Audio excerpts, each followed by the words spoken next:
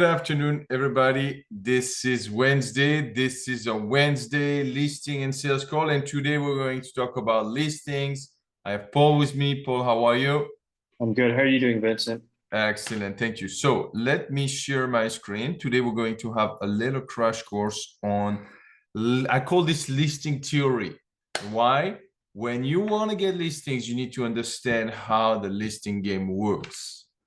If you don't list, you don't last. If you don't list, you don't exist. This is a core of any businesses, right? Even if you have a store, if you don't have any inventory, it's going to be very difficult for you. Or if you don't have any access to inventory, it's going to be very difficult for you to sell products. Well, when you're a broker, when you are a dealer, having inventory, having listings is very important, but you need to have the right inventory, the right listings at the right price with the right term. And this is what we're going to talk today. So first off, let's start with the selling equation. What is the selling equation? The equation is pretty simple. Price comes first. Price plus exposure equal your boat sold. But as you can see on the equation, is A plus B equal X, is not B plus A, right? We have to put the first things first, and the first things is price. So once you got your proper price, then you can start advertising.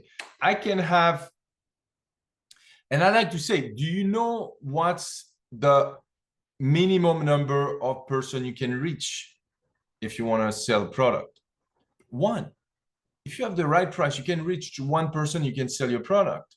But I've seen people advertise to millions of people and never got the product sold.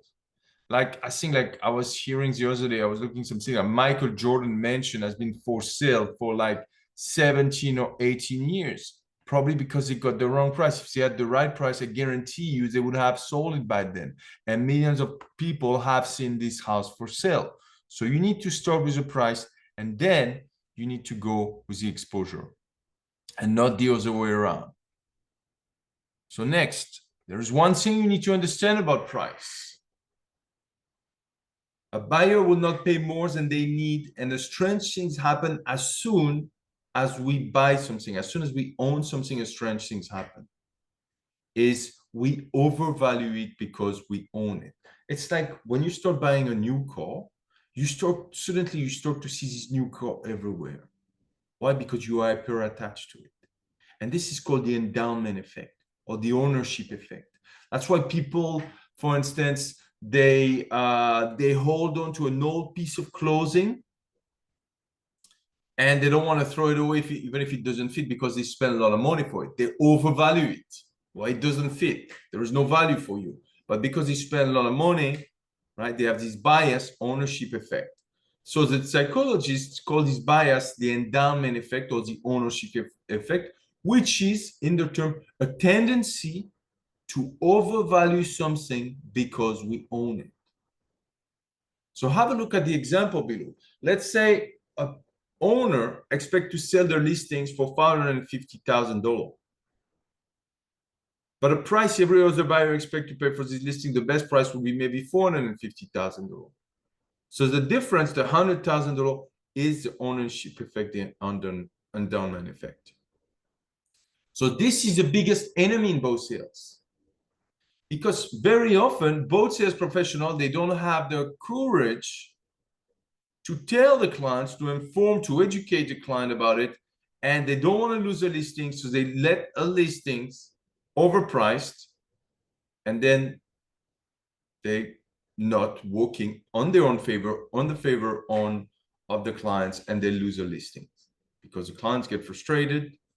So this is what I want you to remember. Pricing matter.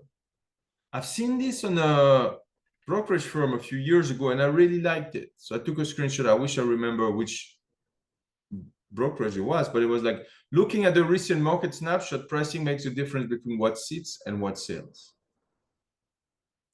So we can see here different boats for sale, some Pursuit, some Tiara, some Carver, and you can see that the ones that are under offer are the ones that are aggressively priced, properly priced.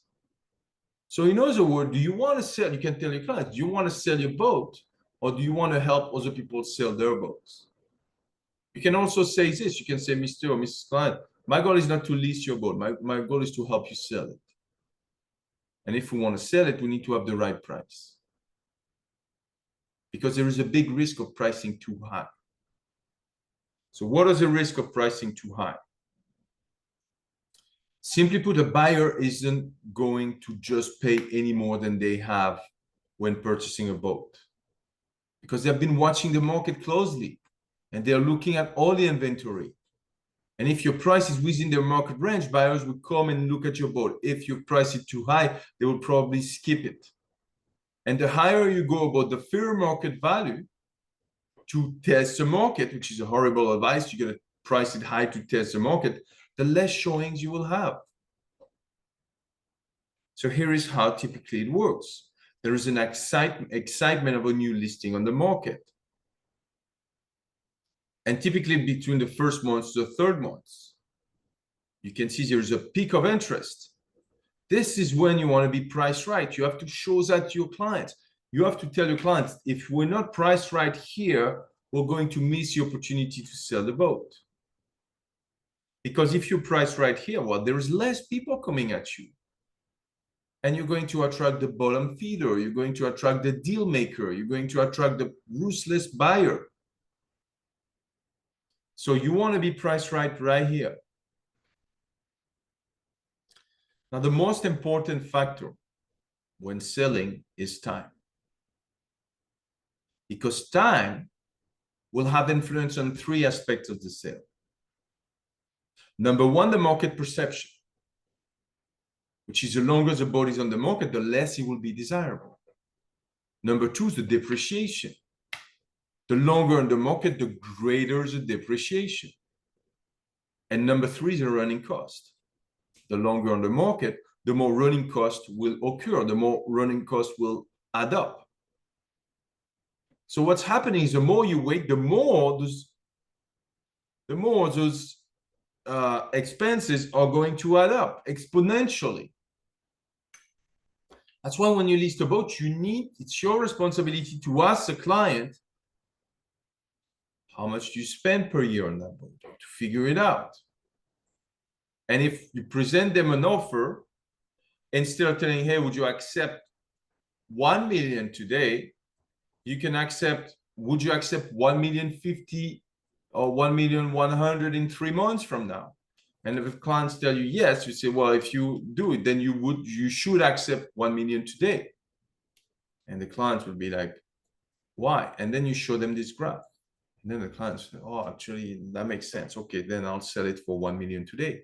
And maybe the bottom line will like 1,050,000. But because you're showing them the graph, you're showing them the real data, they detach themselves from the endowment effect,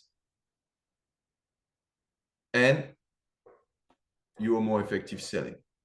And it works. This thing works whether you sell a $50,000 boat, a $1 million boat, a $50 million boat. So remember that. Another thing that I want you to do, and we won't have time to cover it today, is to do a market analysis. If you're a sales professional, you need to know precisely exactly how to conduct a proper market analysis. So you show them how much they want for the boat. You show them the market trends, so the recent sales or the recent listings, and you show them, hey, look, your boat is a little bit off compared to, you want 2 million for your boat, 2 million net, so 2.2 with commission, but look, this is where the recent sales have been. So the client's going to detach themselves from the endowment effect and you bring them back to reality. But you don't tell them, I think your boat is worth that much. You don't tell them, we should price your boat at that much. Tell them based on the market data. It's not your decision, it's a market data decision. So remember what we say, your first offer is often your best offer. We've seen that a lot. Why?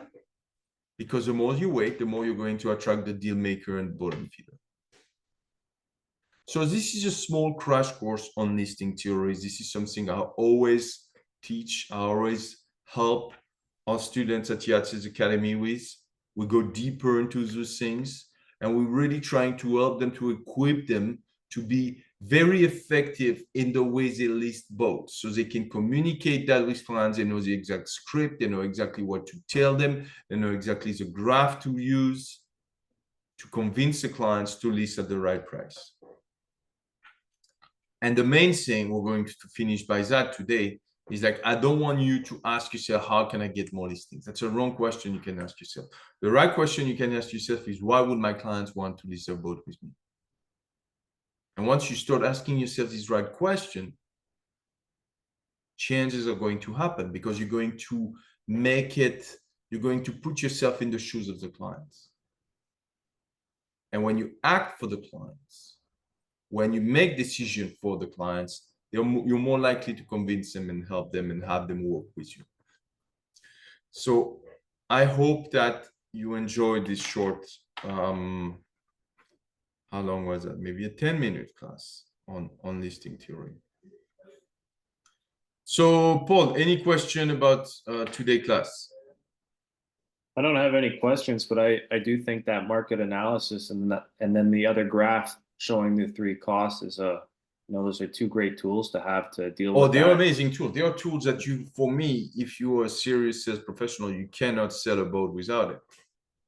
Because you always want, and when you share a graph like this to clients, I'm glad you mentioned this, Paul, you show clients, you show prospect that you understand the market. You show prospect that you are acting on their behalf.